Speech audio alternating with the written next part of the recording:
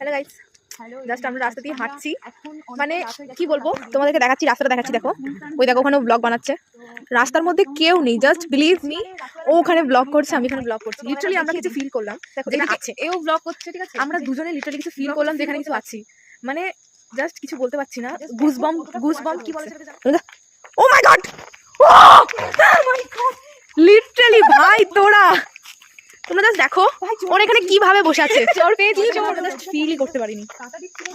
এই জিনিসটা লিটারালি কেউ ট্রাই করো না, কেউ ট্রাই করো না, অনেক ভয়ের বিষয়। এই জিনিসগুলো একদম করো না। আসল কথা বলতে ওরা সবাই জানতো যে আমাদের খুবই ভয় লাগে, তার জন্য এটা ওরা ইচ্ছা করেই করছিল।